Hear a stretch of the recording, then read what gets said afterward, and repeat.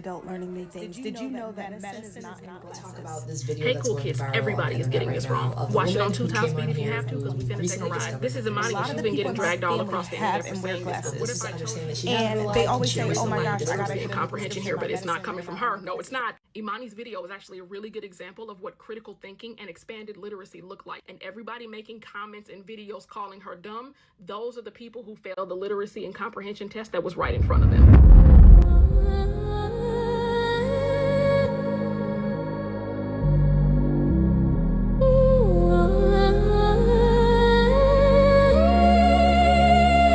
Got the beats.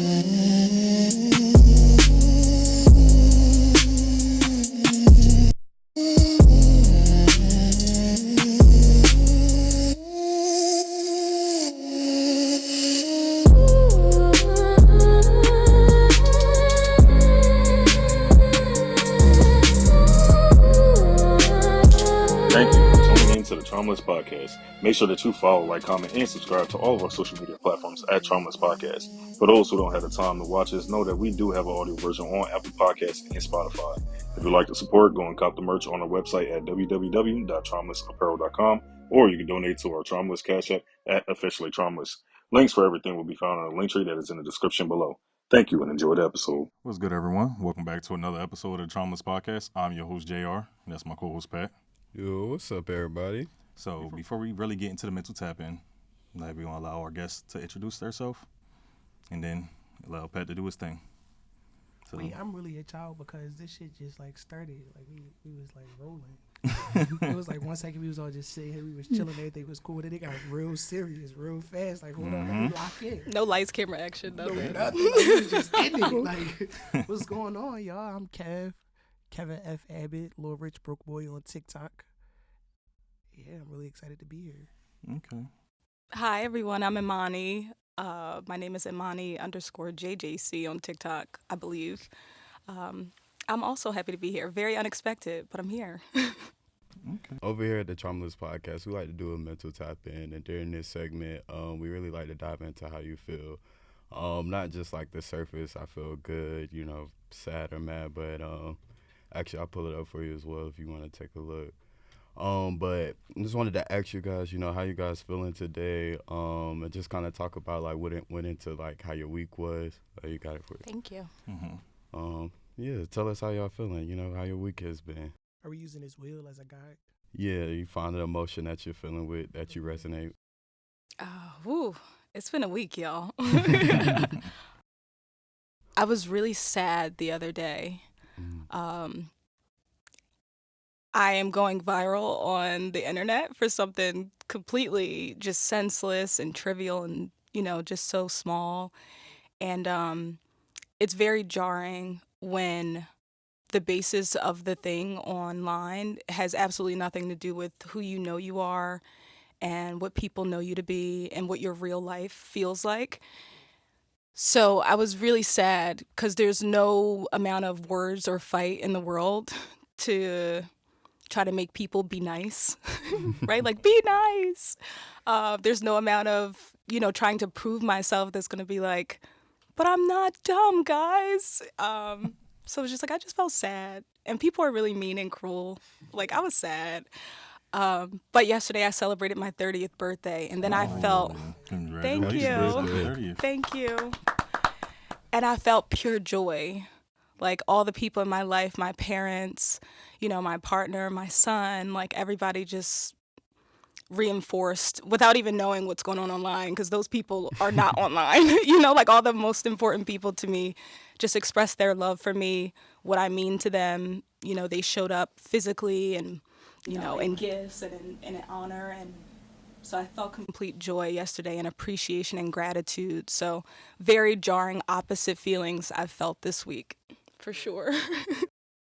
I think that's interesting because I kind of had a similar situation happen to me last week online as well. It's so interesting how everything always works out exactly how it's supposed to because we're here having this moment together. And I've met Imani a few times. Our backgrounds and our pasts are connected in a lot of ways. So I have nothing but respect for this woman, and she's always been kind to me. We support each other online and in real life, obviously. So having this moment and sharing this space with her right now, and it's so interesting because we're kind of like navigating similar things. Somebody had something really negative to say about me online like last week too. I saw And like you said, it's so interesting when you know yourself in one way and the people around you, they know you and they experience certain things with you.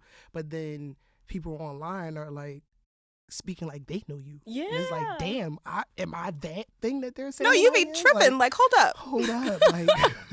Like you'll know what the truth is, but it's like, it is like a mind fuck. I don't think that we've been, I don't think that as a society, because social media is so new and our relationship with it is still so new, I don't think that we have like the proper education on like dissociating or detaching from the two things. Yeah. Like, your online world becomes like your very real world as well, and then like you have to unplug from it in order to be like, nah, they tripping, they don't know me, right?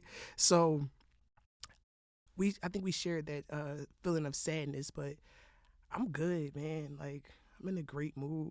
I'm really excited to be sharing this opportunity with you, like for us to be here doing this together and to be in this space with y'all. So everything's everything. We appreciate y'all coming through. Of course. Thank you for having us. JR, how you feeling today?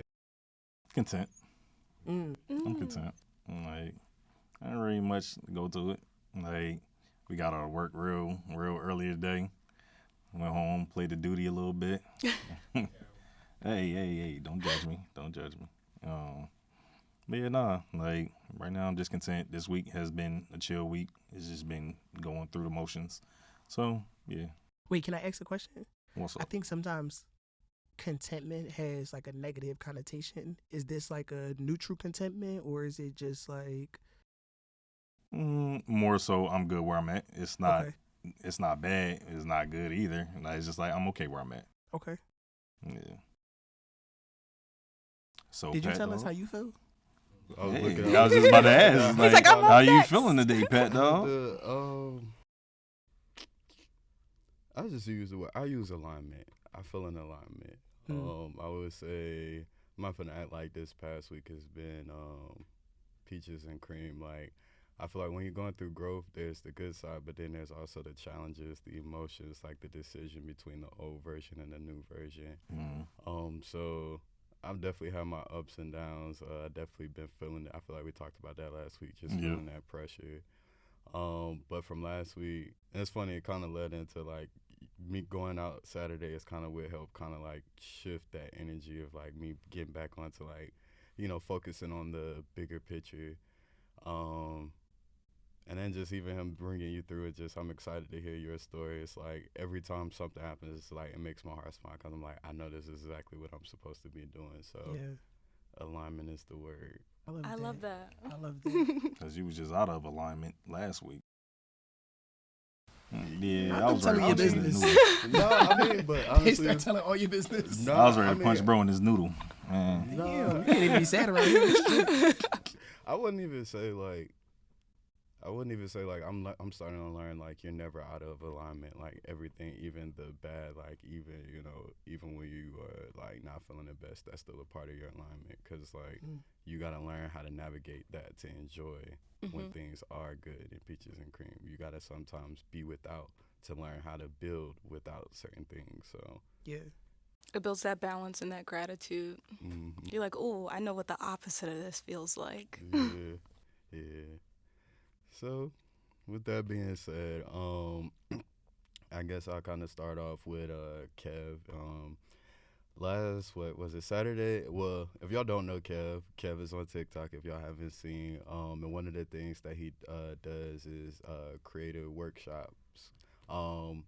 I had hit him. You popped up on my TikTok timeline, just on the algorithm. Algorithm popped up.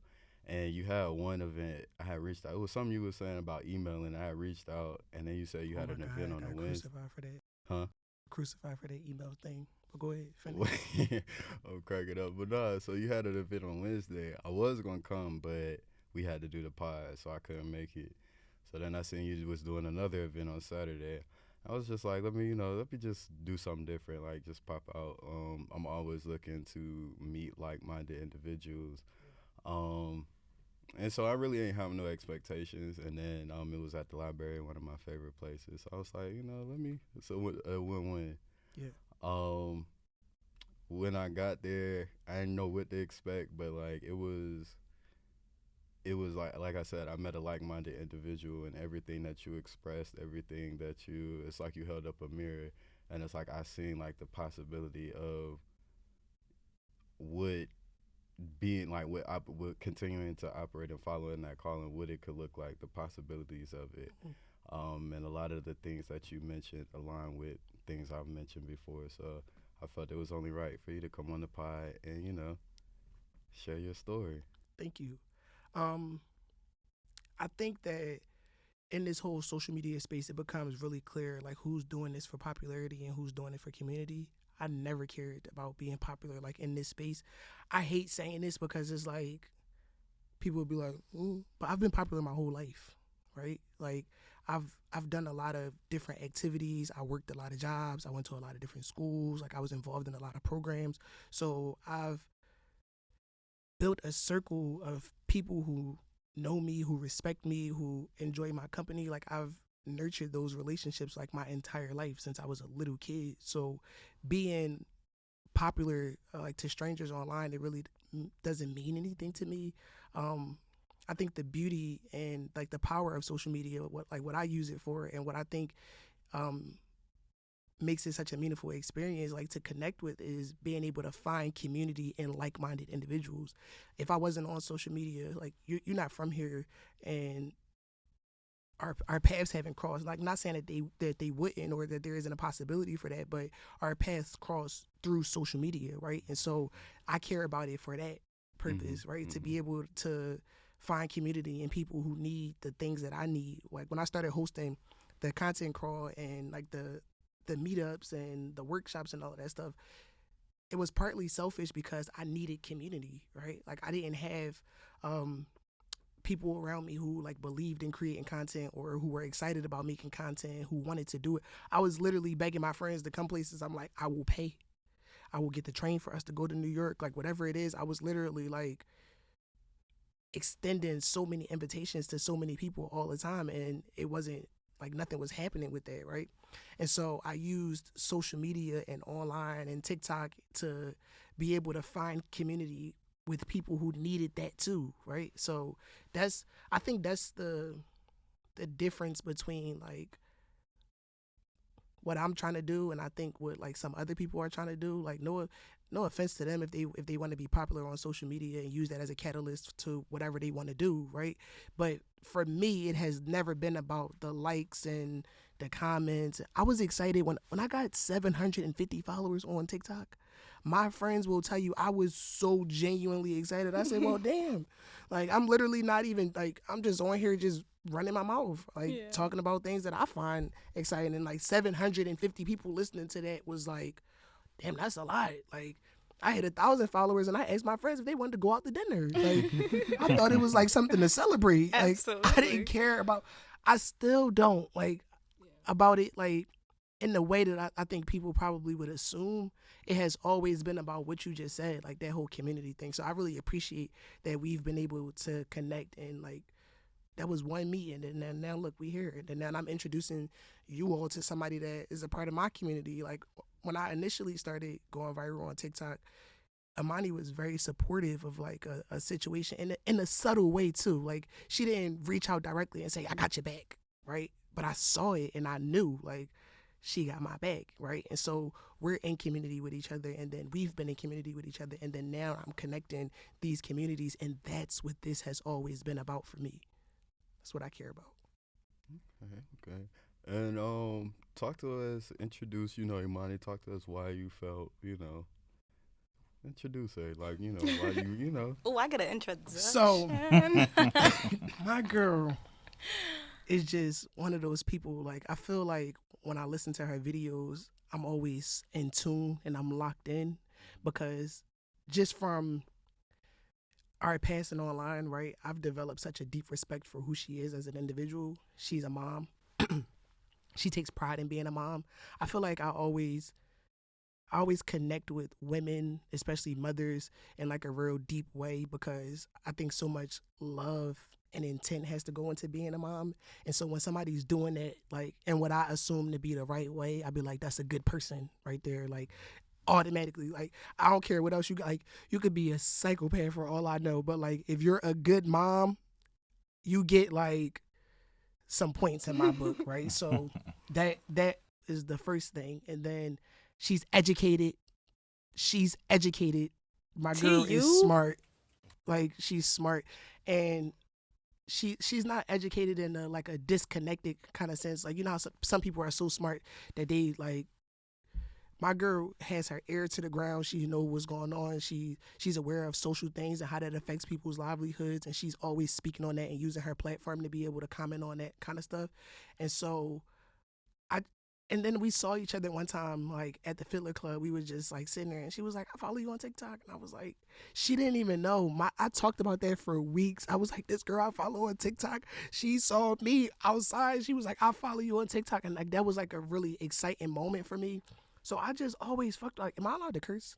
Yeah. I curse so much. So every time I'm somewhere, I'll be like, I don't know if I'm supposed to be saying it, but I just fucked with her so much, like, from the very beginning. Like, it's like, and apparently my mom used to do her hair, and our moms know each other. Yes. And so, like, Philly is like this real small, interconnected kind of place. Like, we cut from the same cloth. Like, she's thorough, like I'm thorough. So it's my girl. Hey, Imani. So talk to us about who are you? What do you do? Yeah.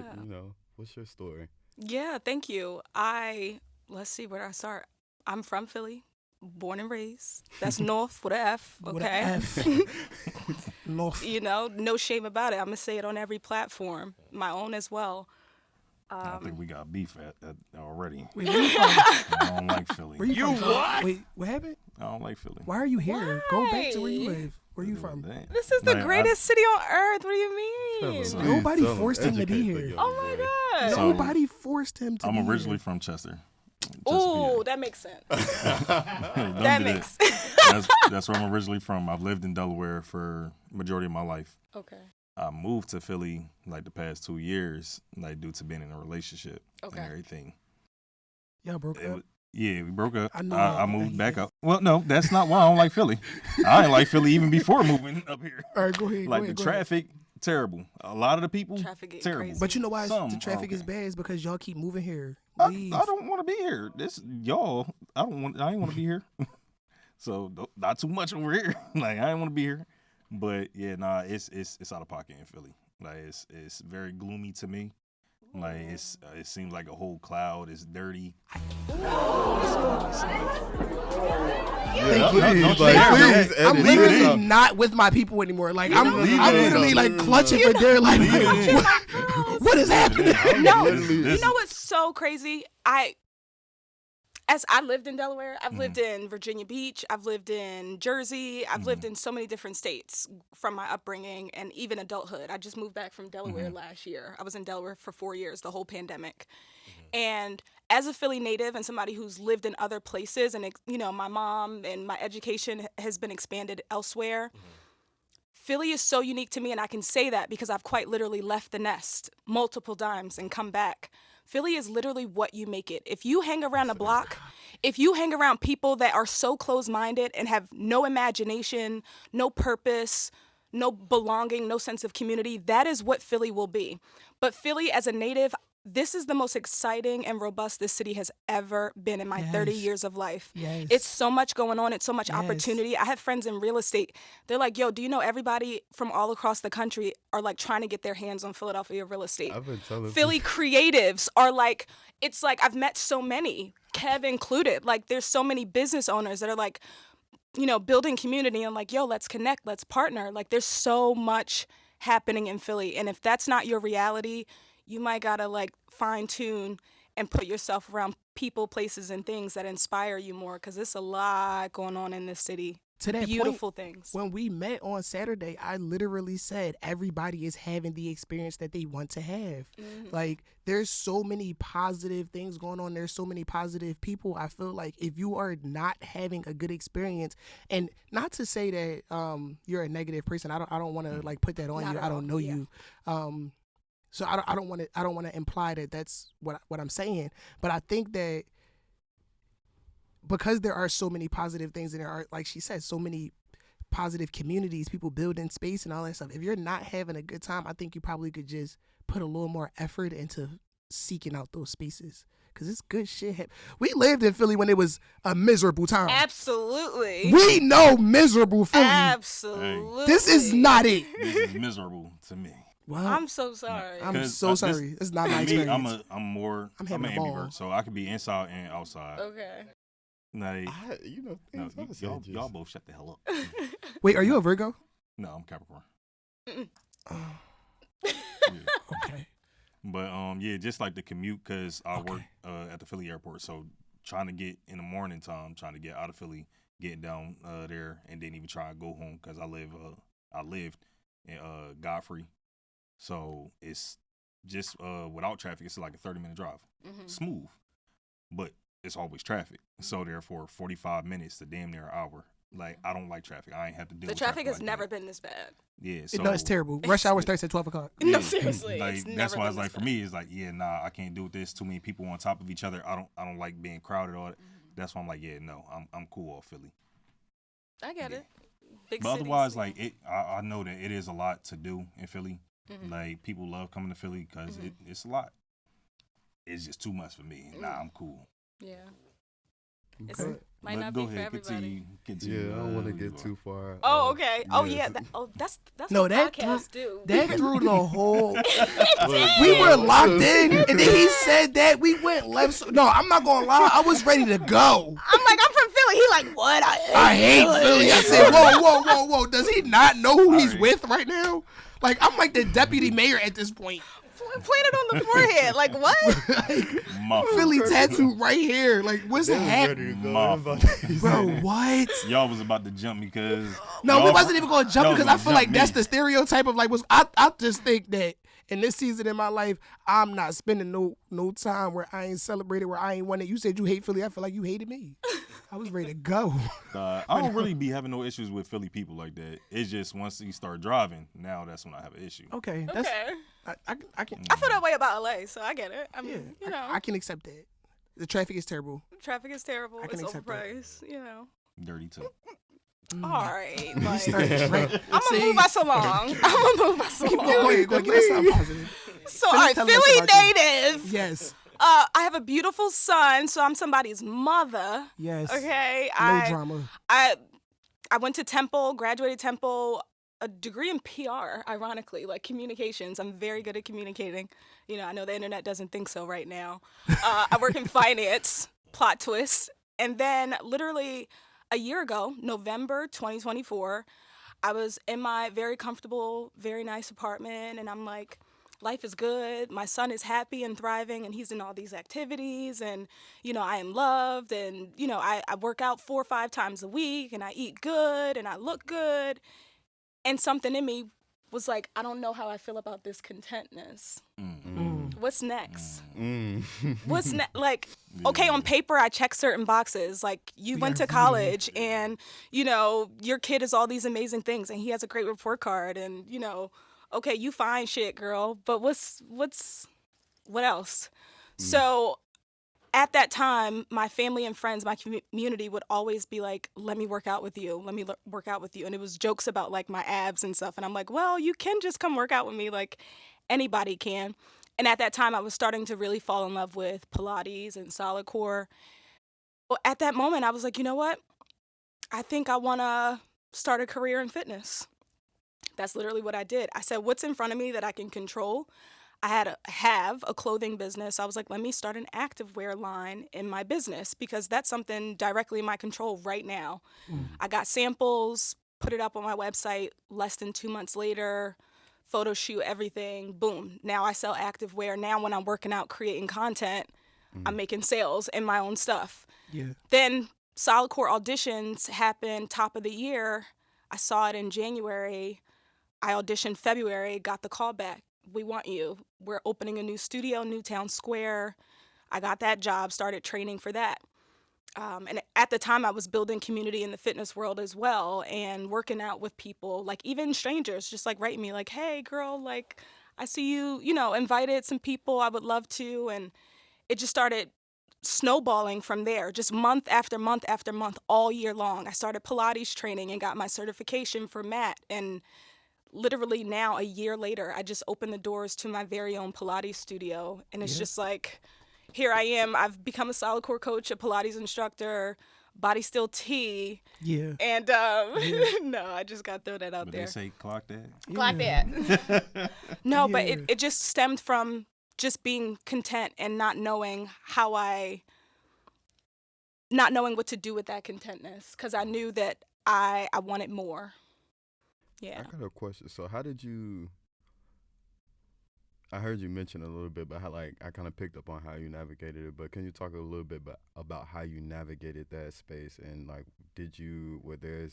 was there a time where you questioned like yourself when you decided to kind of not necessarily go a new path, but try something different? The funny answer is no.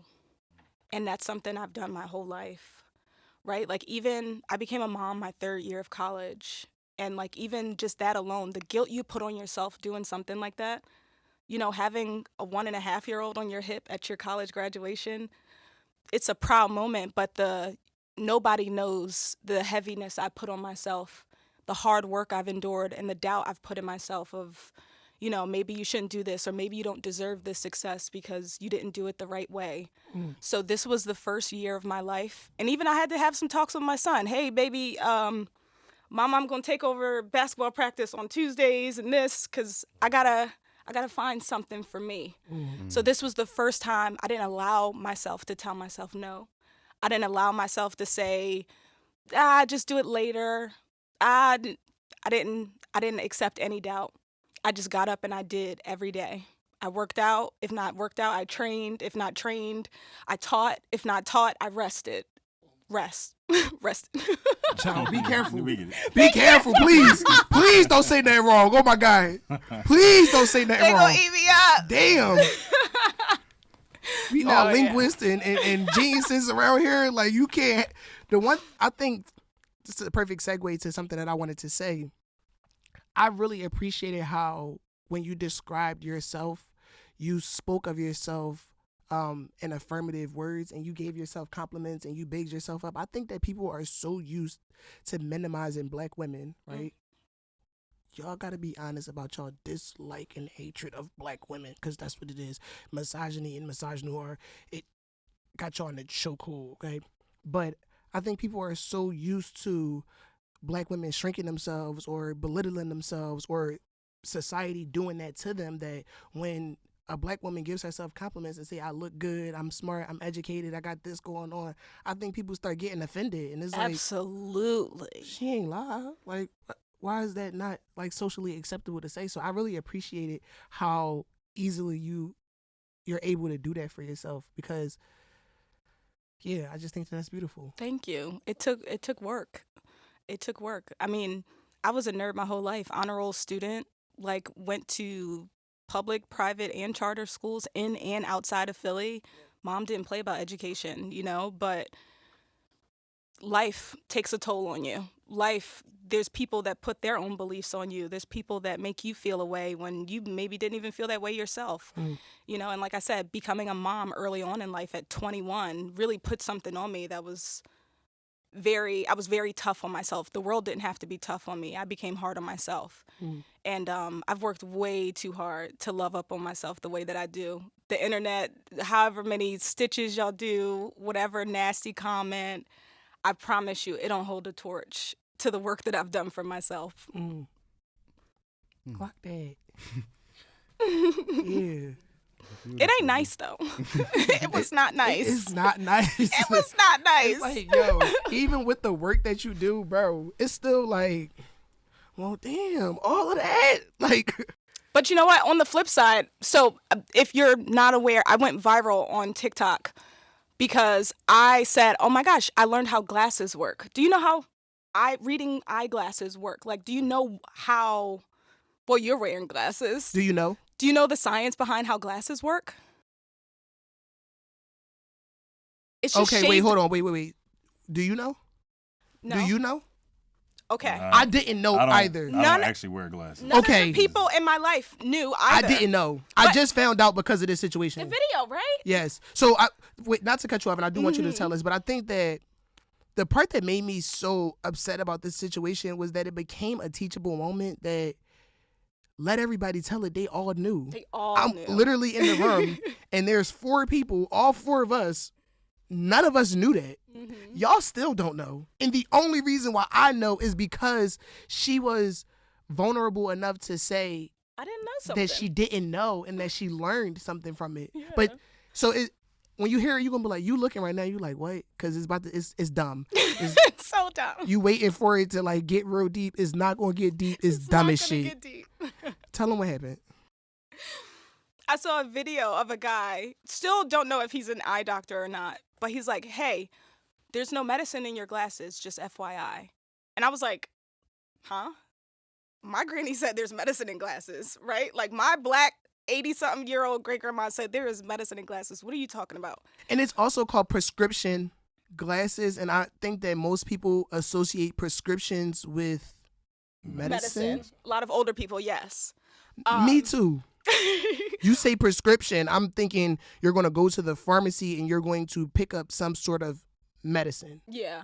But prescription can be lots of things, right? You can be prescribed rest, bed rest. You can be prescribed sunlight for vitamins and nutrients for your skin. And, so prescription and medicine, they're not synonymous, but they can mean the same thing to a lot of people, especially a lot of black cultures, right?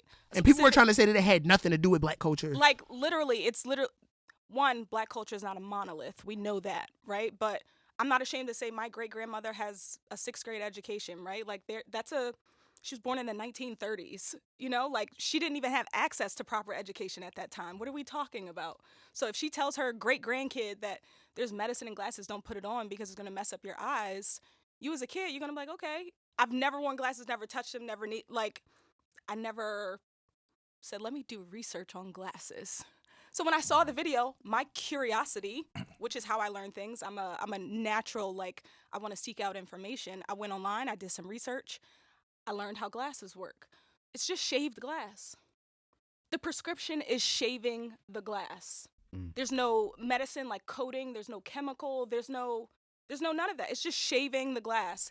Glass, depending on how convex or how concaved it is, depending on how thin, the measurement is the prescription. So I found that so freaking fascinating. Oh my God, something so simple and so small. It was like an aha moment. 2 million views later. Laughed at myself and everything. The internet got a hold of that, and I'm the dumbest thing to ever walk the earth. I shouldn't be allowed to vote. I shouldn't be allowed to vote, shouldn't be allowed to drive. Hopefully I don't have any kids. I should even unalive myself for how dumb I am. That's insane. Because the amount of information that's out there that most people don't even know, due to lack of experience, prime example, I never had to do a money order before.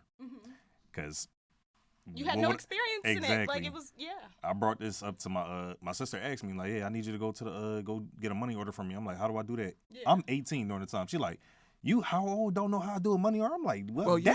I had to. You were literally a child, so. Like, the hell? Why would I know how to do a money order? Right. So I was made to sound as if I was stupid because I didn't have experience doing something. Yeah. And a lot of people, they do that a lot. It's that's not my experience. Yeah.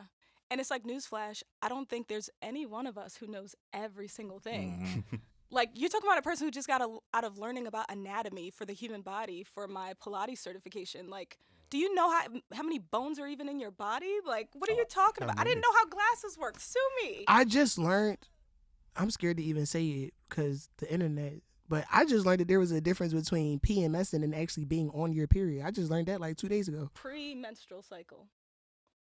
News to me. Somebody just taught me that the other day. But guess what? I also don't have a period. Exactly. It So- didn't relate to you. And when you don't, I think when you don't have certain experiences, the idea of it being uncommon that you just wouldn't know every single thing about, like, I'm not a Michelin star chef. I don't know everything about cooking or all the ingredients that goes in a certain dish. Or, like, if you laid out a set of knives in front of me and asked me, like, well, what is this? I would say they were all knives. I wouldn't know, like, what the difference is. And this one is a knife that you use for filleting, and this one is specifically for this. I wouldn't know that because that's not in my wheelhouse of interest and things that, like, how is she supposed to know, as somebody who has never worn glasses and literally had an experience where somebody told her something, what reason did she have to go and research something that had absolutely nothing to do with her? And then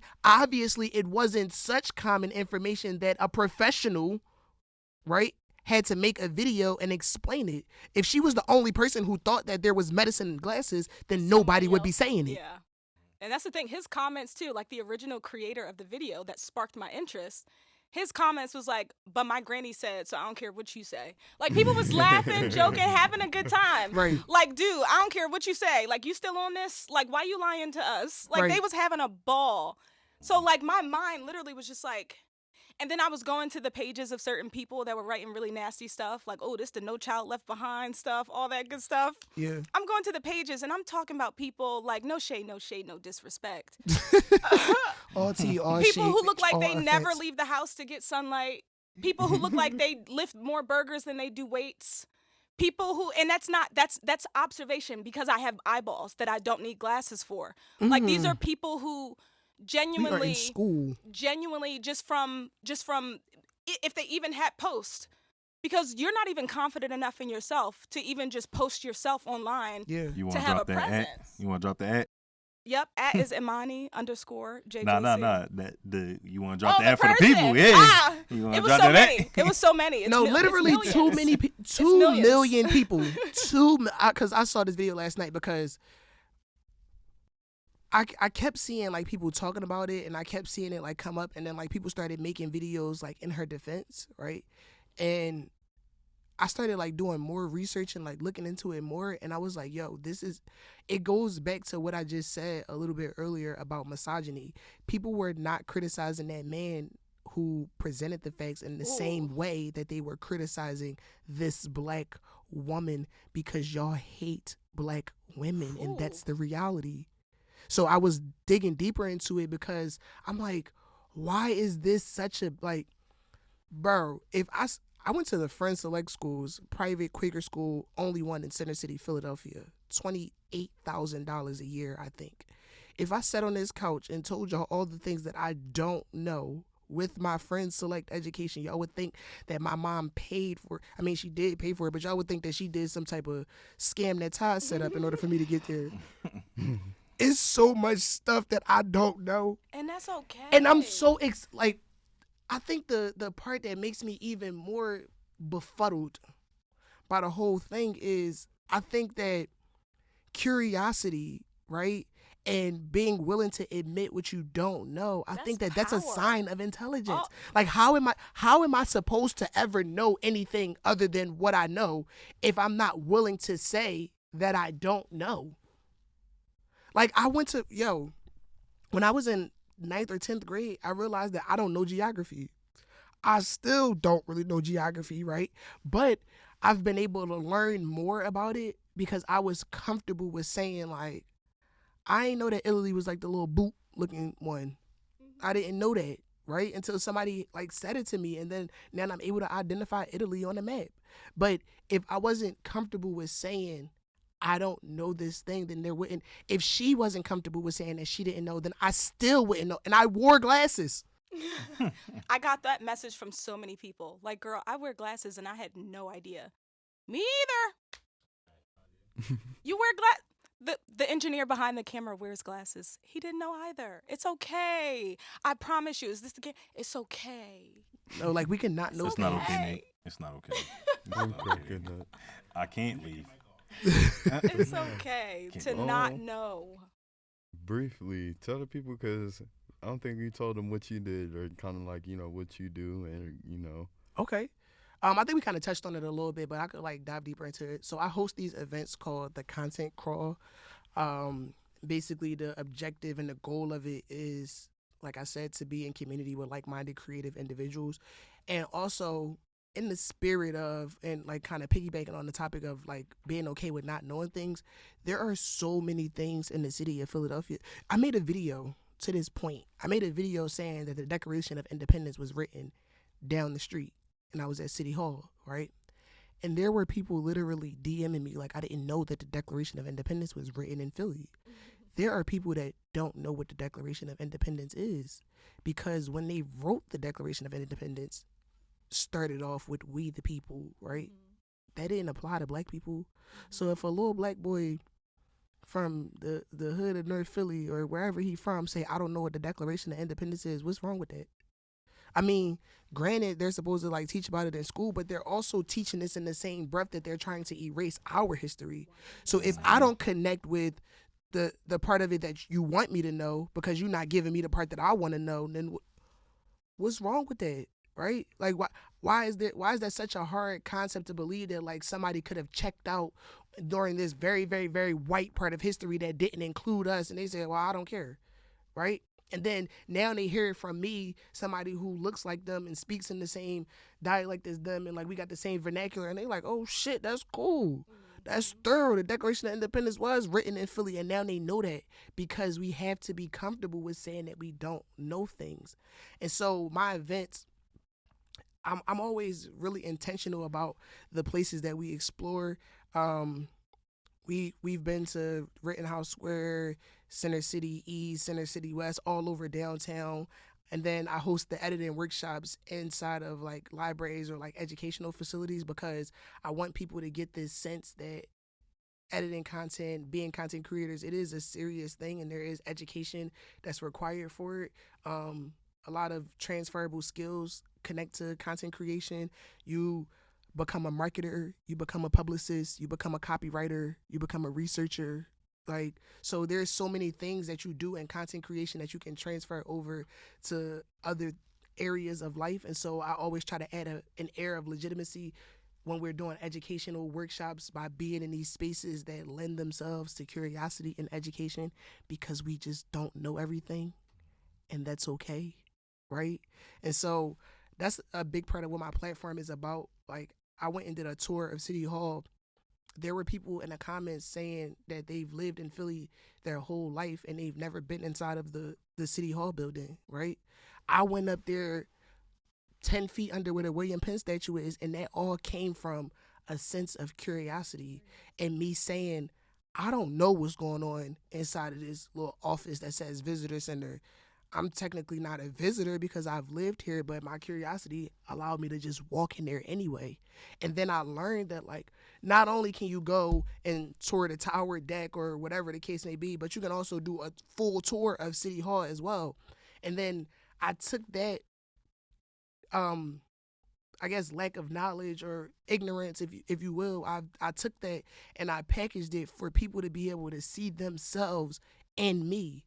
That like you didn't know this either, and that's, bro. I feel like the theme of this episode, and not me making the theme for y'all episode. I mean, It's it's gonna a make guest itself. episode, so it's Not me making the theme. I be having to check myself sometimes. I be like, yo, you really a crazy person. But what I'm gonna keep emphasizing throughout this conversation is that like curiosity has led to so many beautiful and exciting things for me.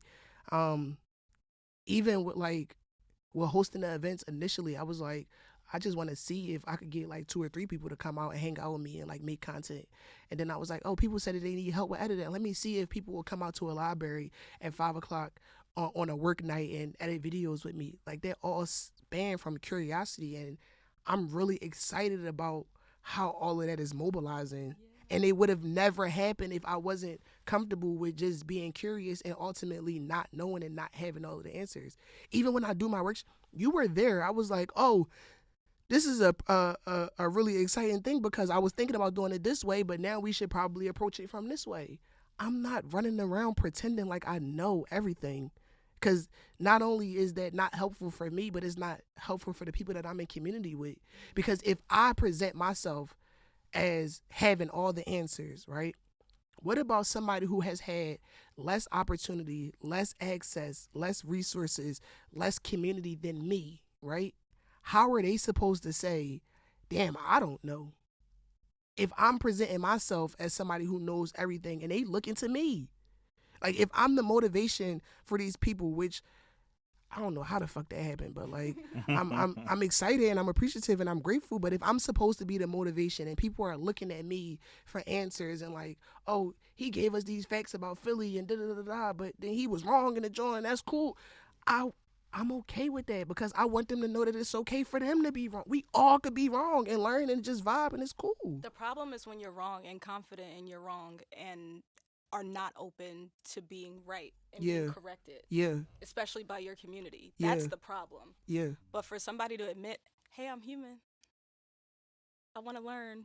That's the real power. I had a question for both of y'all. What talk about what it was like truly stepping into that leadership role in your life and truly taking charge and what that was like for you, both of y'all, you know. With fitness and Pilates, it's been easy for me because my target clientele has been Black women, period. Like full sentence. Pilates is a fitness modality that has been historically white focused, right? You see the image and the marketing of Pilates maybe 5 years ago, and it's thin white women, thin rich white women. There was even a controversy of a really popular creator that moved to Philly. Personality, I'm not sure how to describe her per se. Gorgeous girl, very successful. Lost her rabbit ass mind. She teaches Pilates, and she was in New York, I believe, but she came to Philly, and she said something really controversial. Essentially, that Pilates is the equivalent of like a Bottega bag, right? Like it's this luxury experience and product. And as a Philly native, because you came to our city and you want to basically like, first of all, know the history of where you came from. Philadelphia is a poor city, right? Like 40, 50K is like the average income for a Philadelphia resident. Like you can't come here saying stuff like that. It's a predominantly Black city. Wasn't Pilates also or not to cut you off, but wasn't Pilates like made popular? Didn't Joseph Pilates train Kathy a Black woman? Yes. And then she popularized Pilates in the... Okay. 100%. A Black woman did I just that. wanted to make sure that I had the information correct. Yes. So that's even more ironic, right? That it became this fitness practice that was isolating of minority communities. So with that moment, and, you know, I spoke up with that too, right? Like as a Black woman that teaches Pilates, I had something to say and nothing negative at all because I, on the other hand, I enjoy my life. I'm happy and I don't take pleasure in putting other people down. And I didn't do that in my video. I just, educated people about what Pilates is and opened up my space to people if they wanted to come feel welcomed and learn about Pilates. And that's been my journey, welcoming Black and brown women to move their bodies in a safe space, in a comfortable space.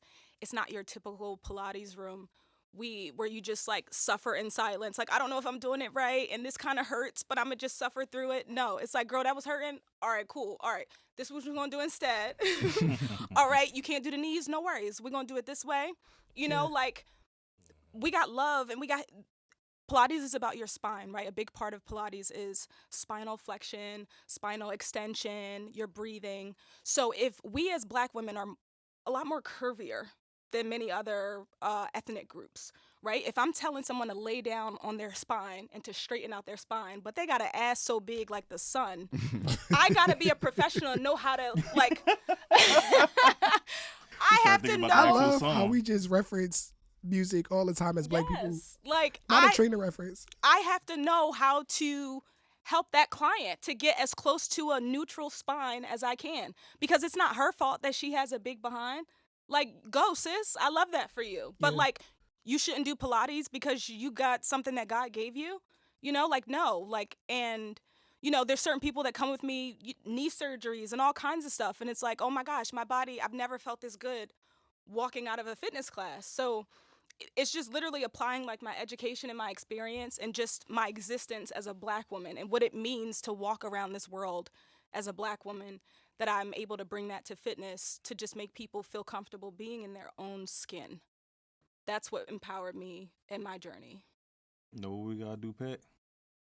Pilates. Book a session. Yeah. I was just gonna say I Yeah, do need book that. it. I was like, I you love said my spine. Yeah, I do. My studio is women's, but I do host mixed gender, or I invite the men from time to time. I do. So I'll let y'all know. Don't exclude us just because I we know. men. You know what? But unfortunately, when I've invited men, y'all don't show up. Oh, trust me, I show up. My lower back be killing know me. It's crazy. So I- I really want to start something like more so specifically geared towards men and like getting men into the wellness space and like yoga, meditation, like nature, like because I feel like that's a part of So you have to. It might take more men to do that for y'all to feel comfortable. Yeah. You know, like I don't know if it's intimidating when it's like women and I know my content is a lot of women, but it's like, hey, when I see no issue with. I just think it's not. I tell them this all the time. Like we always have this conversation. I think the women need to focus on building the women up, and the men need to step up and focus on. Instead of us policing each other. There like, you go. Yeah. Let's focus on our own, and then Then we come together. Yeah. And then also, like, to add to that point, I feel like as Black men, it hasn't always been. Shout out to, I guess, this transition in society where like it's becoming more acceptable for us to be soft, I guess. Like I even struggle like with just saying that. Like, soft, I'm a fucking gangster. Like, but it has become I guess more socially acceptable for us to be like aware of our sensitivities and emotional, but like for a very long time it was like, stop crying, you a boy. So like, how am I supposed to seek out spaces that are centered around my wellness when nobody has ever taught me to prioritize that, right? A big part of our identity as Black men has been rooted in being providers and taking care of everybody else. And so that often takes away space for you to be able to do that for yourselves. And I think that, to your point, that it becomes significantly more important for us to say, as men to other men, that this is something that we can do and curate and hold space for it. Because if not, it's like the same, as much love and respect and reverence as I have for Black women, if we don't hold that space for each other, it's like the same people who kind of conditioned us to not hold space for ourselves is now saying like, oh, it's okay, but like, it wasn't okay before. So like, we as men, we need to say like, it's okay because we said so, and not because it's coming from like external like societal influences. It's one thing I say too, like I feel like there's been a shift between the men and the women. We're navigating the feminine, they're navigating the masculine. It's to bring balance. Like, in order for us to understand how to truly be providers and to truly protect, we have to understand our emotions. We have to understand that feminine side. And what I see is the women are stepping into more being the independent, understanding how to provide. So that's a whole conversation. Yes, it is. Man, we could go on that for hours. I don't want to touch that subject. To answer your question though, this whole journey has been like, when I tell you I'm always so excited like a little kid, like I think everything is so like, all of this is so cool. Like, I don't think about myself as being like, and this is not to like minimize the accomplishment of what I'm doing or to take away from what I'm doing, but I don't think about this as being like so serious that like I'm never too thorough to say what up. Like, I'm never too ill for that. I'm always so genuinely excited about like everything that's happening. So I'm looking at it, this space that I'm building, because I thought the question was about how did you transition into like this leadership role. I look at it as something that we're growing through together, right? And so that kind of takes the pressure away from it a little bit. Like, I never have this need to be perfect. Like, that doesn't mean anything to me. Like, because I feel like that's performative, right? Like, if you got to present yourself in this way where it's like, I got it all figured out, I have all of the answers, like, I'm the leader of this thing, right? then it takes away the communal aspect of, like, we are literally in community with each other. Like, I'm learning from the people who I'm sharing space with as much as they're learning from me. And I'm like, to the point of, because I'm gonna keep going back to this, I feel like, to the point of us like not knowing everything. Before I was like editing content, right? People don't know this, but at the Friends Select School, you have an arts foundation class, and then the next year you have to pick a specialized art class, right? And so in 10th grade, I took up photography, and that was like my specialized art class. And that summer, I got a job, and I saved up all my money, and I bought like this really expensive like Nikon camera, and I had the lenses. But I'm from North. My dad was like, "You buy this camera, you need to." Even though it was my money, Black parents are so funny in this way. It was my money that I saved, but he was like, if you buy this camera, you need to make your money back. Like, you need to figure out like what you gonna do. Something. It better be worth something. Like, you would think that he paid for it. Right. But so from there, day one of me having a camera, I was like trying to get bookings. Day one, I also always been a hustler too. So like, I'm gonna figure out how to get me some money for sure. Especially if I'm leaving here with something. I'm from around the way. So I was figuring out, like, thinking about, like, how am I going to get bookings? And so I was, like, doing the baby showers. I was doing the birthday parties. I was doing, like, all of the little stuff. Like, I was doing that. And then people would see the camera, and they would be like, yo, you know how to shoot videos? Like, the camera shoot videos?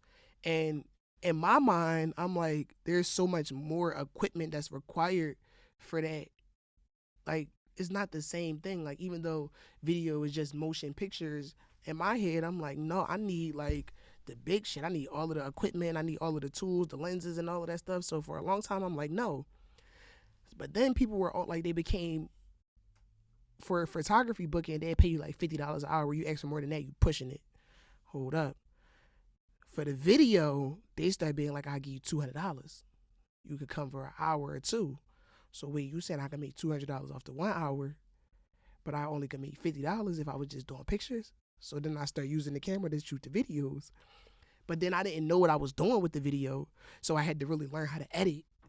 So then that's how I got into the whole, like, Final Cut Pro. Like, you start off with iMovie because you had to get to, you feel me? Like, I knew Nate was finna say. I'm locked in. I do this shit for real. I'm 10 plus years in. I started out iMovie, and then I downloaded a bootleg version of Final Cut, because Final Cut used to be $300, right? Still is. I wouldn't know because I got the Adobe Suite, because I had to learn how to use the professional software. So I was editing videos on Adobe Premiere, but I really had to lock in on a video editing portion because I didn't know what I was doing with all of the, like, I didn't know about no rack focus and all of that stuff. Like, bro, my camera quality on the video tip wasn't all of that sharp, but I'm like, niggas don't really care about all that. They really want all of the effects, and they want the video to look cool. So then I learned the video editing portion.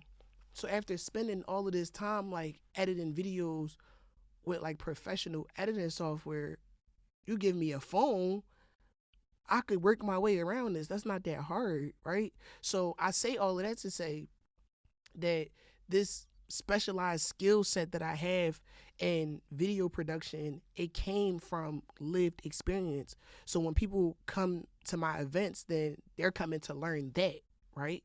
And they're learning to get a little piece of that. But what I'm learning from them is, like, about humanity. Like, and that sounds so corny and cliche. Like, even when I just said it, I'm like, humanity, what?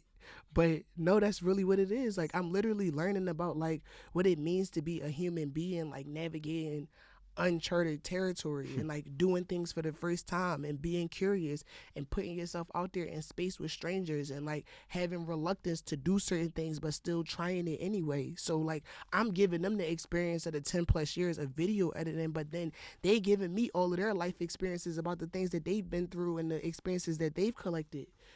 So to bring it full circle, because I really like to yap, I'm a yapper, I really believe that what has made this transition easy for me is the fact that, like, it's reciprocal. Like, I don't You're feel not any taken from them. they're not taking from me. Like, Yeah. we just giving in exchange. Yes. So, like, whatever I'm learning and whatever I'm figuring out and whatever I need to do to be a better leader in the space, I'm so willing to do that because I know that that just means I'm getting more back in return from my community. Yeah. I definitely follow. Nah, I love that. That was beautifully said. Thank you. I love that. Any questions? See, I do got some questions. Let's go. Oh, I gotta bring them back up. I got a couple. I was listening. I'm just listening to a bunch of stuff. He and Capricorn, they listen very intently, and they hold it against you. Don't do that. Don't do that. My bad. You ain't have to put us out there like that. My bad. Because they know me. So that's why he almost fell out that chair. Like, I'm petty. I'm very, very petty. Oh my goodness. So question. Let me start with you. So, how did you navigate your reality of being a mother at what age you said 21? 21 while graduating. Yeah, I knew I would be a great mother because I was confident that I was a good person, right? Like that's the biggest step. And that's the number one thing that motherhood has taught me, that parenthood is just a reflection of who you are. You become a better parent by becoming a better you, right? Because parenthood puts up a mirror to you. So if you are a person that spazzes out, like that's your natural reaction when things go awry, that's how you deal with conflict, you're going to teach that to your child. You know, if you don't deal with mistakes easily and you condemn people, you're going to embed that in your child. So I just had to become even sharper with like training myself, little things, even unlearning my own stuff from my own upbringing, right? Like my son, he'll drop a glass. He'll be like, I'm like, it's okay. Let's clean it up. It's a glass. I grew up in spaces where, what if I was just going to say, black households, it get real. Yeah. And like my son lives such a different experience than what, some of the stuff I grew up seeing. Like he knows that making mistakes is so natural and okay. And he knows that he can come to mom and be like, Mom, I'm having a really bad day. And, can we watch a movie tonight? And I'm going to be like, yes, and shower him with love and, reaffirm him. And so the struggles I had, I think, originally in motherhood was just me not loving myself enough. I was being hard on myself and, holding on to old ways of what I was taught. And literally, once I saw little snippets of my toddler, coming back at me with little stuff and tantrums and stuff, I'm like, oh no. Like, I was like, that looked like a little me. So that's my best advice as far as parenthood. Okay. That got so deep. That was so beautiful. I'm not gonna lie, it really makes my heart like warm when I hear when I see good parents, good mothers, good fathers, like, because it's like you already know what we experience, and it's a lot of work to undo that and to make the decision to not continue the cycle. It's like always beautiful, like, to hear that. So I really want to give you flowers for that. Like, thank you. That made me. Now, if that's one thing I'm going to scream loud and proud. That boy. The mom made me want to get emotional, but no, he's made me such a phenomenal human being. Like, I'm so proud to be his mom. So that's good. That's good to hear. We love hearing that. We love hearing active parenting, being really a part of that child's life and not just being present, being an active parent. Yeah. Like, I got a lot of people that's in my life that are active parents. That's including Nate Dog. I was going to say, does anybody in here have crumb snatchers? He don't know. Oh, yeah. Yeah, he got 3 of them. She said crumb snatchers and cookie something. I don't know. What she? It was something thorough. I was like, I gotta ask her. I gotta hit her up. But she was like, I asked a woman at the event on Saturday if she had any kids. She said, I don't have no crumb snatchers or cookie goblins or something like that. It was something along those lines. That's how I'm describing kids from now on. And he leave crumbs everywhere, so it about checks out. It adds up, yeah. He got 3 of them. Damn. Not the Kevin Hart.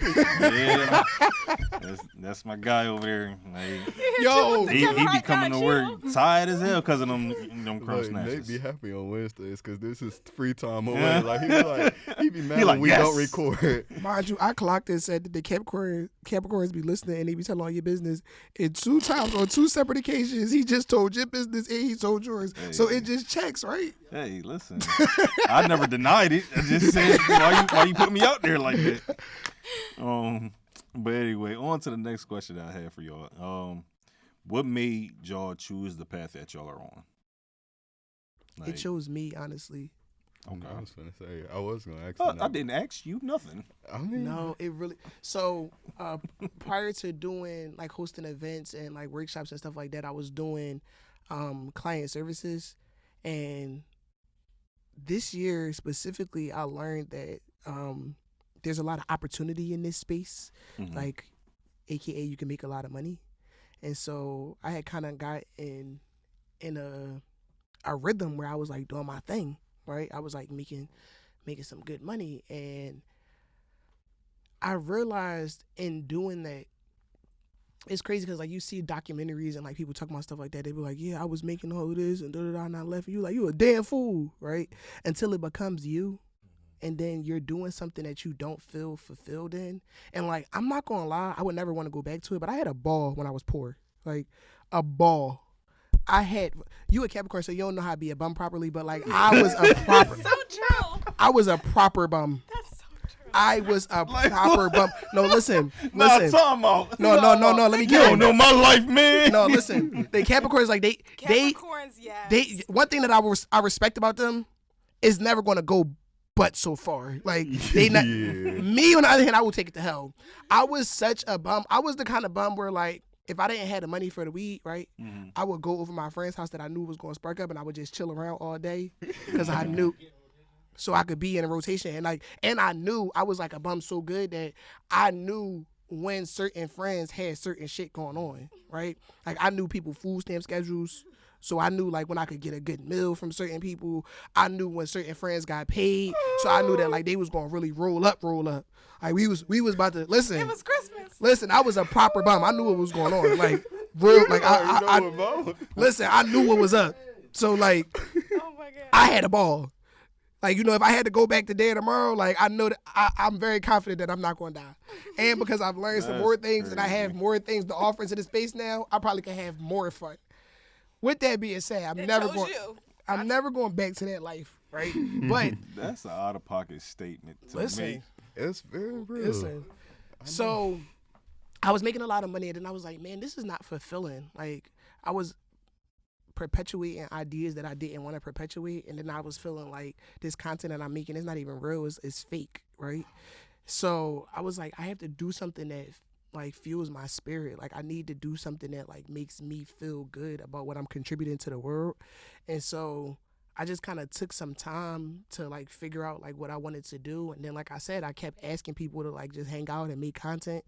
Cause I literally just wanted to do my thing. Like I'm a dilly-dallyer. Like I like to just walk around and like explore and like figure things out and see where the day takes us. So I wanted to do that, but I wanted to be in company of other people who also enjoyed it, and I couldn't find it. And so I just put it out there online. And then I did one event and people were literally commenting like, the next time you do this, let me know. And then I let them know, and then I had another event, and then they came, and then one event turned into 4, and like now we 6 events in, and then it kind of just chose me. Like I didn't really, yeah. I love hearing some stories like that. That's why we definitely like having guests on, because we learn a lot of different things all the time, like about people's backgrounds. So wait, before Imani answers, could you tell us how this path found y'all, or how y'all found it? Have y'all talked about this before in the podcast? A little bit, but okay. You want me to just or you want to? Go ahead. The best way to describe it is just naturally being ourselves. Okay. We just always have deep conversations. Like I'm a type of person, I'm always like trying to pick somebody's mind, and so he's one of them people that's willing to debate back with me. He had this has a business called Traumaless. Okay. So this is your baby. Mm-hmm. Okay. So wait, so why he answering? Because I want him to answer. Okay. Go ahead. I'm gonna let him piggyback. Okay. But yeah, when he presented it to me, it wasn't what it is now, because I seen the vision of what it could be with that type of name. Okay. So I was always telling him, like, it need to be something bigger. It need to be something bigger. Like, it needs to be something different. Like, And fast forward a year later, when I came back out to Philly, he was like, "We need to do a podcast together." And I was like, "It needs to be Traumaless. Like that needs to be your brand. Like that needs to be. It's more than just a clothing brand. It's like a lifestyle." Yeah. And so that's just kind of how that came about. So basically, long story short, that's how it went. It started off with me starting my own apparel brand called Company 95. Okay. Where it was supposed to be athletic apparel and all that type of stuff. Wasn't going too well. Me having a lack of confidence in myself. I'm like, is it me? Like, is it that? Because, like, when people know you and all that type of stuff, they be like, I don't really want to support because they have Your biggest supporters are strangers. Yes. And so, since a lot of my stuff wasn't really, like, moving like that, because I had people around me like, oh, yeah, I fuck with this, and third, but they're not supporting. Exactly. I'm going to get it when you get a different color. And you got 6 colors. Yeah. So shit like that would piss me off. And then, like, during the time when me and my ex was together, I was like, you know what? I'm about to experiment. I'm about to try to come up with a different brand and not have my face on it at all. Yeah. My face, my name, nothing. So I'm just coming around with different ideas of my name. And then I was like, Trauma Bond. I want to do, like, some mental psychology with that name. Then I was like, nah, that don't flow too well. Then I was like, Traumaless. All right, cool. Did that, came up with a concept for the apparel and everything because it's going to be apparel. Then that's when I was like, brought the idea to Pat. I showed him like what I had. He was like, okay, I like it. But he didn't like the fact that it was just an apparel thing. Yeah. And so I didn't like the logo neither. Nate, Yeah. you remember, I didn't like the whole like. He also is a Libra. So I feel like we're both Libras. I know everybody's sign. I don't know yours, but you said no. You haven't said enough. But I always feel like I knowing people's signs and like it helps me to understand like their dynamics. Like I feel like Capricorns, y'all be like real like focused on execution. Like y'all could get shit done, but y'all be needing people around to like help y'all push that like creative spark. So y'all two work really well together. That's cool. I'm a creative person. Like that's just how I am. But either way, like he didn't like the logo, but this was like later, like when I had finally came back around because we both had went different paths and came back to the job and everything. And then I was like, I was watching a video, like YouTube videos of podcasts, got frustrated with what was going on. Then it was like, I'm tired of this. I'm tired of this, Grandpa. I'm tired, Grandpa. So I had came to him. I was like, yo, bro, like, you want to do a podcast? And then that's when he was like, we need to do it around Traumaless. I'm like, all right. Like, I'm a easy person to do stuff with because I'm not going to give too much pushback on it at times, like, because I'm willing to hear you out. So that's how we end up going with it. We did, and he was like, yeah, I don't like the logo. That joint got changed. I'm like, man, fuck you. If you seen the shirt and like just the branding, I'm like, what is like the shirt, the idea, the message. Yo, I was about to say when the podcast is done, we have to see it. Like he is repulsed by this whole thing, and then he's so petty. He still got it. No, he still got it. He just don't want to pull it up. He don't want to pull it up. No, it's on my laptop. JR still got it. He just don't want to pull it up. It's on my laptop. But I'm telling you, would have looked at it. You would have seen the shirt. You would have said, "What the fuck is this?" It did not go. Compared to what we have now, I tell them all the time, it's like this is Traumaless. Like what you had before, it's like it just did not. It was not. I love when people are so in support of their friend's vision that they're willing to have like hard, uncomfortable conversations with them because like I asked him the question and he passed it to you, and I think that that's a very clear indication that you have love and passion and excitement for this thing that y'all doing together, even though it was like his original idea. It makes no sense for somebody to be a part of like something that you have going on if they're not gonna completely immerse themselves in it. So like the fact that y'all have all done that and like figured out a synchronicity with this whole thing, I think that's so beautiful. The thing is, like we both had like obviously like when it comes to doing a partnership with anybody, business wise, we understand that we both have different like skill sets. Absolutely. He has a lot more knowledge than I do. That if right now we would not be where we are. Like I have the ideas and like I see the big picture. Yeah. But he's going to help me focus that joint all the way down and be able to bring that all to fruition. So I rely on him and Nate a lot, and I give them their flowers all the time. So I'm like, yo, I wouldn't be here without y'all. Like, Shout out to black men being I in try to let them know community as with often other as I people. can. See, Darren plays a big role as well. Like, I'm not gonna lie, he gives us our flowers, but I tell him all the time, I wouldn't have found my spark again if it wasn't for him. Because it took us, even with doing this podcast, like, I wanted to do audio only at first because I didn't want to be seen. I was like, imposter syndrome. Yeah. Then we took like a month break. And then, I just always kind of like be pushing back, like, I don't feel like doing it. But it's like, if it wasn't for him, like, always being like, we need to do this, we need to da-da-da. Hey, When you tell a Capricorn you're doing something, you're doing it. Yeah. You're doing it. You're doing it. I don't let him escape that And you're shit. going to fight. I don't let him He'll escape. give me a little like leeway, but like I still appreciate like having somebody that's like who understands and is still gonna like, cause it's easy, like he could have easily said, you know what, like I don't care to do this no more, like I don't see the vision, like it's not but he's still is there to. You looking for my laptop? Yeah, nah, that joint. You want to pull up the I don't even got it on my iPad. Like that joint, I deleted it out of here. That is so Are you a Scorpio? It might be. You are? OMG. You might have it inside your messages. Okay, It could be one of the messages. And whatnot. I had to figure it out. I was thinking you know what did it? You so petty, and you was like so intent on like finding the laptops, like for us to be able to see it. Like Scorpios, once y'all decide that like something is funny and y'all want other people to participate, y'all going like keep on. Yeah, he is Scorpio. I knew it. All right, that's cool. Crazy. Well, yeah, even when it came to him wanting to do the audio only version at the very beginning, I was against it, but he's like, I understood like how he is, and I'm like, you know what? I'm gonna let you go ahead. Like we gonna do it. Yeah. Let you bump your head real quick. Yeah. And after it's like, yeah, nah, we gonna do visual. I'm like, exactly. I was really hoping that it wasn't gonna be audio only. No. I was like, I want to be. We on have camera. audio on Apple Podcasts and Spotify. Oh, I still ain't did the audio for that video. I knew, and it's funny. I'm gonna do it. It's just more so the fact, like even when I was editing, I'm like, I know he gonna tell me to put audio on it, but I know you was Put gonna a tell me. voiceover on it. I Yeah. was about to say, is it a voiceover? He needs one. Yeah. I need one. I don't want to do one though, but I'm gonna do it though. 2025 has shown me. I think the things that we avoid the most are the things that end up being like the most important and necessary to our journey. Like for a long time, I did not want to put my face on the internet. Like I'll take a picture. Like I don't got no problem taking a picture. The boy think he real handsome.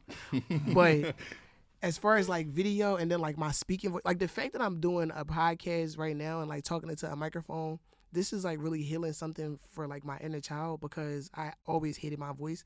And I wanted to be a radio personality when I was a kid, and somebody was like, nobody's gonna listen to you talk for hours because your voice is annoying. Oh my goodness. Shatter my whole little dream. So like Not the dream. me sitting here right now and like doing this, I think it's a testament to like how important it is to like put ourselves in uncomfortable positions and do things that like we You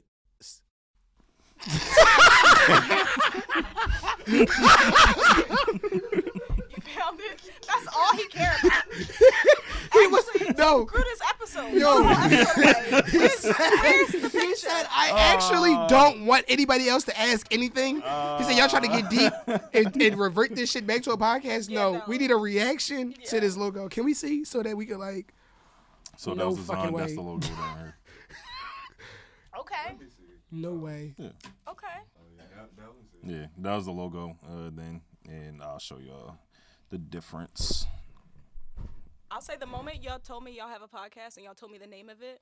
So once y'all told me that's the the new name. logo that I had designed for it. Okay. That's cool. And this umbrella, Yeah, I like that. I Do you like get that a the lot. It's very concept behind creative. it?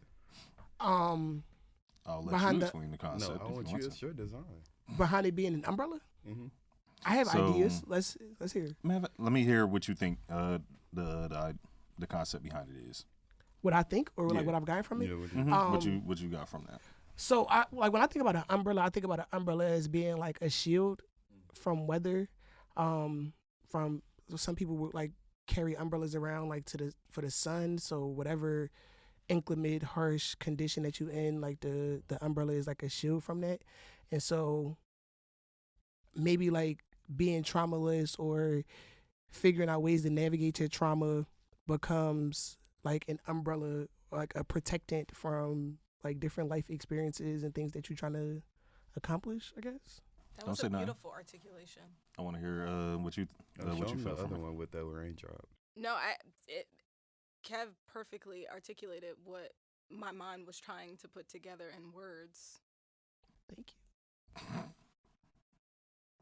So this is the other one with the raindrops. I think the raindrop one is better. Everybody has their opinion. What do I know? You know, I don't know nothing. That's why he said everybody has their opinion, because y'all think that too. So, all right, what's your perception? So basically, what you had said, like the umbrella is supposed to be the shield, like to be able to keep from all of the negativity that goes on in people's life. That whether or not it's depression, whether or not it's people talking down on you, just try to ultimately tear you down. Yeah. Like Traumaless, like we're trying to sit here and help you grow and be able to, like, essentially like be like, oh, like this is what I did deal with. Now let me navigate through this by holding this umbrella, which is going to keep this rain from coming down on me. Keep it all from like bringing me down, all that type of stuff. Because obviously, when it rains, it pours, and a lot of times it ain't going to be good. But when you have that umbrella, it can help you be able to get through all that. So essentially, like when I seen like a different type of design that made me think of the umbrella. Matter of fact, it was Tory Lane's the umbrella design that he has. And then Are we allowed to talk about Tory Lanez? Yeah. No, I'm just but but I had seen the umbrella, and then I was just thinking about traumas and everything. I was like, oh damn, like let me design something else. And then I showed Pat, and then I got somebody to really bring it to life for me. That's and cool. That's how we ended up here. That's a beautiful concept. Appreciate it. And for the show, in the world of podcast bros and passport bros and craziness, men on mics. Men on Spooky mics out is here. so funny. It's spooky. So You love what wanna you guys got going on over here. dive into the final two to wrap it up. All right, so we just got two more questions for y'all. What advice would you give to anyone trying to pursue your path? Wait, can I ask a side question? Yes, sir. Does this run like concurrent? Like, are you gonna? Is there edit, or like you just put the whole thing like straight through? I was just wondering, like, if I could put my phone on the tripod. Oh yeah, you good. I can? Yeah. All right. No, that's cool. Cause I didn't want to like get up in the middle of it. Actually, while they do that, let her. No, hold on. Just so that way it can be right in it. Just let him go ahead and do his thing real quick.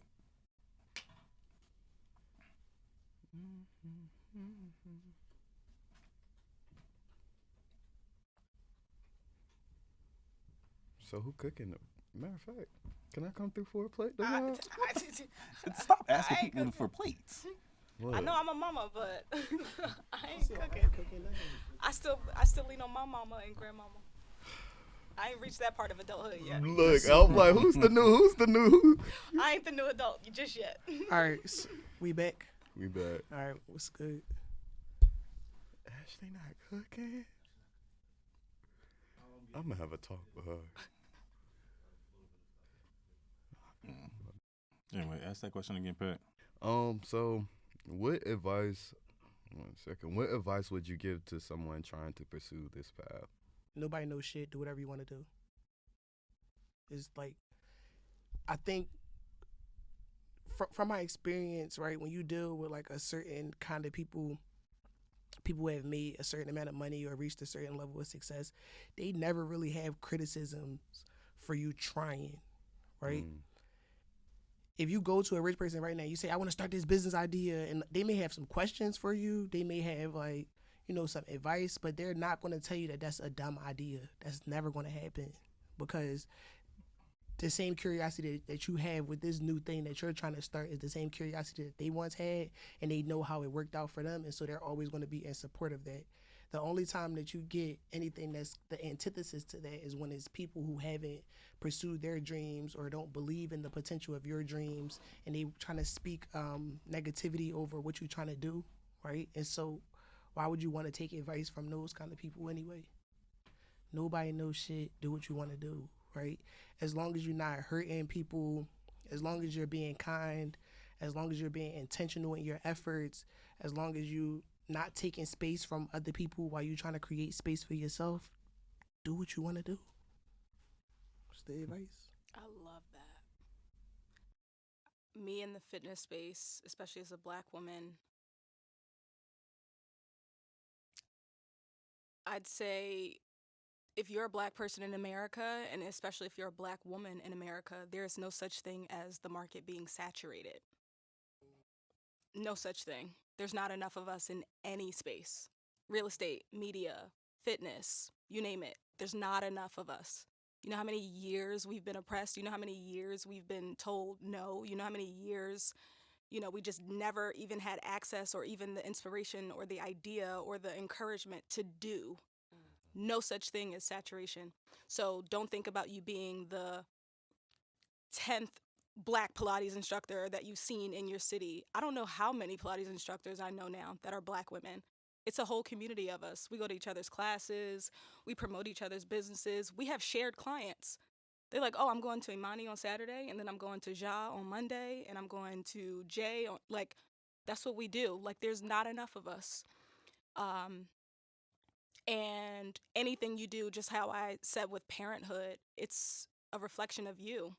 Your business is not going to really thrive or go places if you haven't even learned to believe in yourself. How you believe in your business and you don't believe in you? How you believe in your business and you haven't even committed to your fitness journey? You haven't, that New Year's resolution, you haven't done one thing to push it further.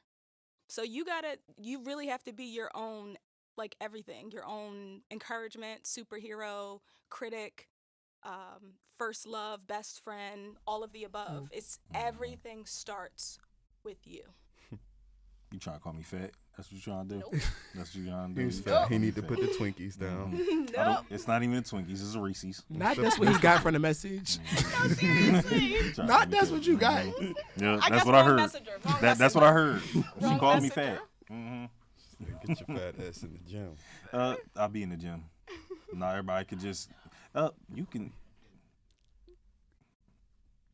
I'm gonna leave you alone because I'm gonna leave you alone because I'm gonna have to replace your ass soon anyway. Yeah, Nate's leaving us. Nate.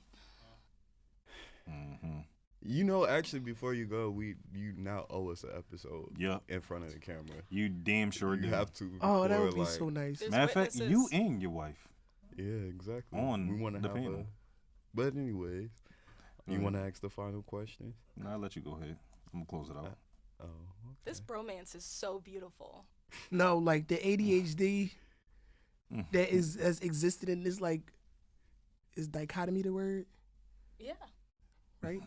That's existing in this dichotomy is crazy. I'm fucking with it though. Educate me what that word mean. I've heard it used before. I barely even know. I just asked her if that was the right word. This dynamic, essentially. Yeah. I figured that's what it dynamic. means, but Yeah. I just want to make sure. We like to ask all our guests before they leave. What does traumaless mean to you? When you hear the word traumaless, what does that mean for you? Oh, it means accepting being human. And it means knowing that just because you've healed from something doesn't make you exempt from ever experiencing it again, right? I healed from heartbreak. I've healed from, I don't know, just my childhood best friend and us no longer being best. I've healed from certain stuff. It don't mean that sometimes it don't hit you in the most random moments or that certain memories or experiences relate back to that thing or that there won't be another heartbreak or another friendship that doesn't pan out. Healing from trauma or traumaless means that you accept that life comes with traumas and you don't let them define you, but instead empower you. And it's the thing that kind of keeps us human. The thing that separates us from other mammals walking this earth is we feel stuff. They're just here eating, living, breathing, sleeping.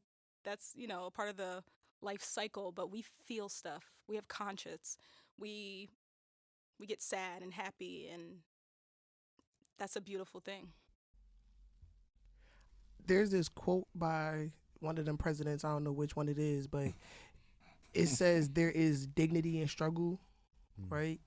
And so I think a lot of times when we think about trauma or negative experiences, we think about that as being like, I guess like something to run from or something to hide from or something to pretend like we don't all experience. And for me, I never want to be like a collection of my traumas, but I'm always so proud of the things that I've managed to do because of and in spite of circumstance, right?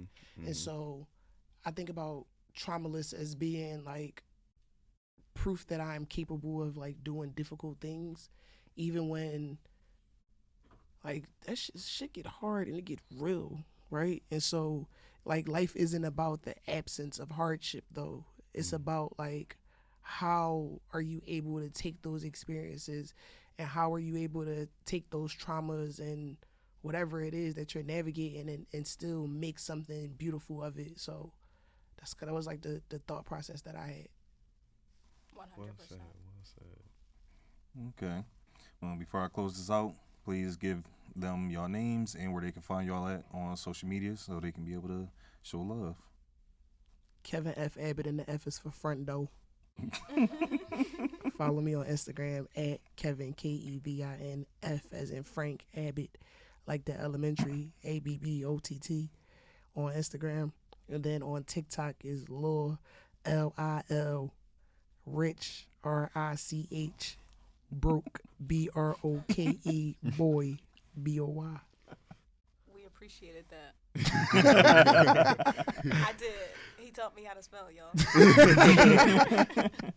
I talk fast, so I be having to like break the letters down because people be like, "What you say?"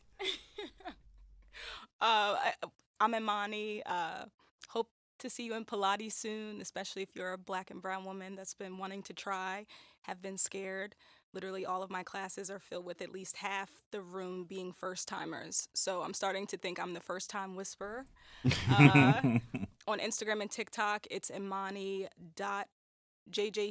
and Imani_JJC. I forget which is which. It's just the simple dot or the underscore for Instagram and TikTok. So that's where you can find me. Is Imani IMANI? Yes, with Okay. an I. You know, Okay. I'm a 90s baby. So you got the Imanis, the Imanis, the Imanis. It's a lot of us, but I'm the I.